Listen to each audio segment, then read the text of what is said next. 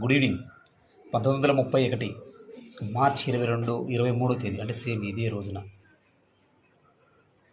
పలు స్వాతంత్ర ఉద్యమాల్లో పాల్గొని బ్రిటిష్ తెల్లదొరలను గడలాడించిన రాజ్గురు, సుఖదేవ్, భగత్ సింగ్లను ఈరోజు ప్రజల సమక్షంలో బ్రిటిష్ వాళ్ళు ఉరి తీయడం జరిగింది, వీర మరణం పొందడం జరిగింది.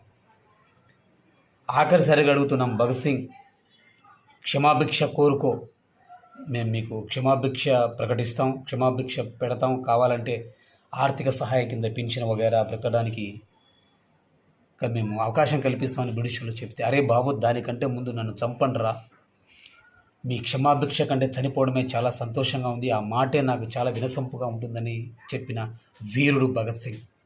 అలాంటి భగత్ సింగ్, అలాంటి రాజ్గురు, అలాంటి వీరమరణం పొందిన సుఖదేవులను వదిలిపెట్టి నీ పూట్లు మొక్కుతానని చెప్పిన ఇద్దరు తెల్లదొరల బానిస కుక్కలను కొంతమంది కాషాయవాదులు, కొంతమంది మత ఛాందసవాదులు, కొంతమంది బత్తాయి గాళ్ళు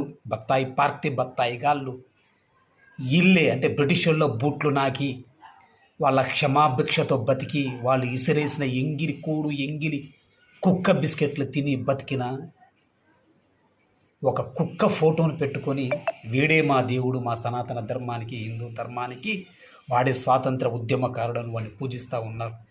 ఎంత నకిలీ గాలి అంటే అసలైన స్వాతంత్ర ఉద్యమాన్ని, అసలైన స్వాతంత్ర ఉద్యమకారుల్ని పక్కన పెట్టేసి నకిలీ నా కొడుకుల్ని, తెల్లదొరల బానిస బతుకులతో బతికి ఇడ్చి చనిపోయిన అలాంటి నీచ్ కమిని కుత్తేగాల్ని, దేశద్రోహుల్ని పూజిస్తున్న కొంతమంది జాతిగాళ్లను వాళ్ళకు మంచి బుద్ధి ప్రసాదించాలని చెప్పి కోరుకుంటూ, అసలైన నకిలీలు బ్రిటిష్ వాడిని పూజించే వాళ్ళే, అసలైన నకిలీలు బ్రిటిష్ వాడిని పూజించి బ్రిటిష్ వాడి క్షమాభిక్షతో, బ్రిటిష్ వాడిని డబ్బులతో, వాడిచ్చినటువంటి పింఛన్తో బతికి తన సేనను పెంచుకొని ఇప్పుడు కూడా బ్రిటిష్ రూల్ను పాలిస్తున్న అలాంటి నకిలీలతోనే ఈ దేశానికి, ఈ దేశంలో ఉన్నటువంటి ప్రజలకు ముప్పే తప్ప ఈ దేశంలో ఉన్నటువంటి ప్రజలు సుఖశాంతులతోనే ఉన్నారు, అన్నదమ్ములుగానే ఉన్నారు. ఈ దేశానికి ఎటువంటి ప్రమాదం లేదు, అందరూ కలిసిమెలిసే ఉన్నారు, కలిసిమెలిసే ఉంటారు.